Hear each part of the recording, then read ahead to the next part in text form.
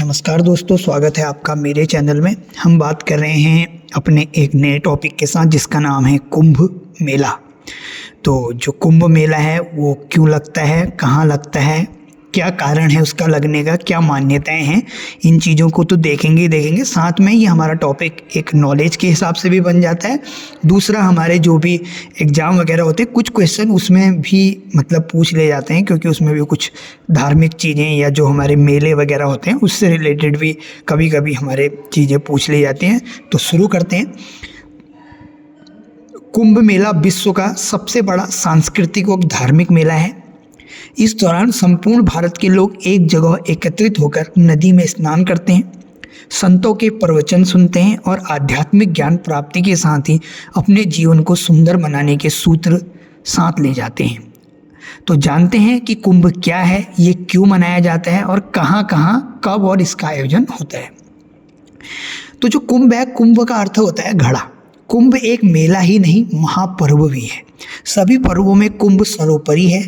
धार्मिक सम्मेलनों की यह परंपरा भारत में वैदिक युग से चली आ रही है, जबकि ऋषि और मुनि किसी नदी के किनारे जमा होकर धार्मिक, दार्शनिक और आध्यात्मिक रहस्यों पर विचार विमर्श किया करते हैं।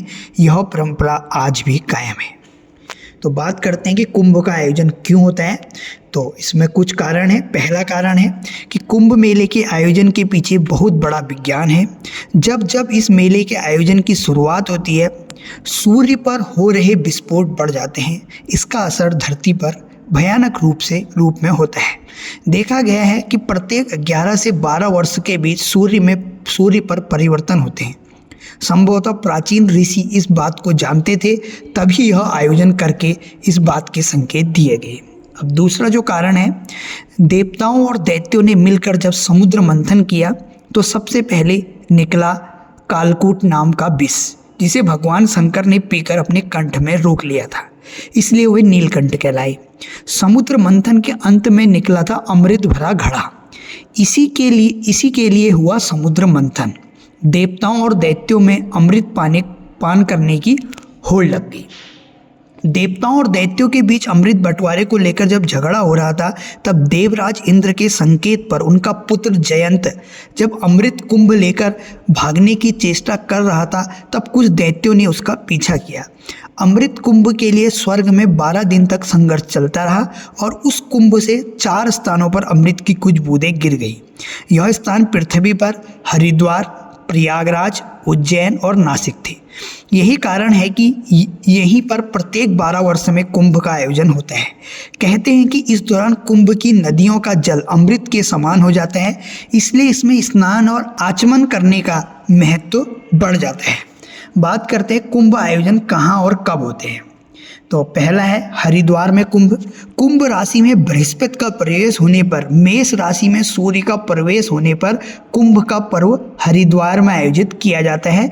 हरिद्वार और प्रयाग में 2 कुंभ पर्वों के बीच 6 वर्ष के अंतराल में अर्ध कुंभ का आयोजन होता है। बात करते हैं दूसरा, प्रयागराज में कुंभ।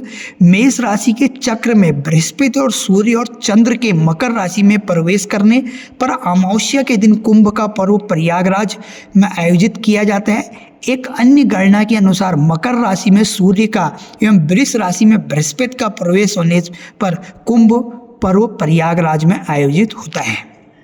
बात करते हैं तीसरा, नासिक में कुंभ। सिंह राशि में बृहस्पति के प्रवेश होने पर कुंभ पर्व गोदावरी के तट पर नासिक में होता है। अमावस्या के दिन बृहस्पति, सूर्य व चंद्र के कर्क राशि में प्रवेश होने पर भी कुंभ पर्व गोदावरी तट पर आयोजित होता है। इस कुंभ को सिंहस्थ इसलिए कहते हैं क्योंकि इसमें सिंह राशि में बृहस्पति का प्रवेश होता है। चौथा है उज्जैन में कुंभ। सिंह राशि में बृहस्पति और मेष राशि में सूर्य का प्रवेश होने पर यह पर्व उज्जैन में होता है। इसके अलावा कार्तिक अमावस्या के दिन सूर्य और चंद्र के साथ होने पर, बृहस्पति के तुला राशि में प्रवेश होने पर मोक्षदायक कुंभ उज्जैन में आयोजित होता है। इस कुंभ को सिंहस्थ इसलिए कहते हैं क्योंकि इसमें सिंह राशि का बृहस्पति में प्रवेश होता है। अब बात करते हैं पौराणिक ग्रंथों जैसे नारदीय पुराण, 2/36/44, शिव पुराण 1/12/22/23 एवं 12 पुराण 1/71/47/48 और ब्रह्म पुराण आदि में कुंभ और अर्ध कुंभ के आयोजनों को लेकर ज्योतिषी विश्लेषण उपलब्ध है। कुंभ पर्व हर साल 3 साल के अंतराल पर हरिद्वार से शुरू होता है। हरिद्वार के बाद कुंभ पर्व प्रयाग, नासिक और उज्जैन में मनाया जाता है। प्रयाग और हरिद्वार में मनाए जाने वाले कुंभ पर्व में प्रयाग और नासिक में मनाए जाने वाले कुंभ पर्व के बीच में 3 सालों का अंतर होता है।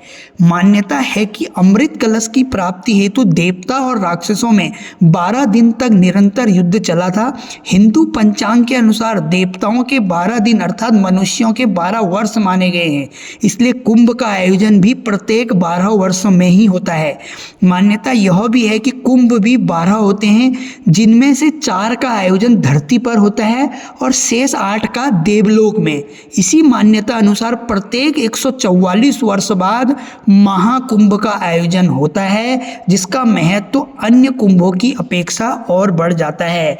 तो इसमें एक ध्यान देने योग्य बात यह है कि 2025 का जो महाकुंभ है वो प्रयागराज में हो रहा है, यानी कि देखें तो यह 144 बाद यह शुभ घड़ी आई है जब महाकुंभ प्रयागराज उत्तर प्रदेश में 2025 में हो रहा है।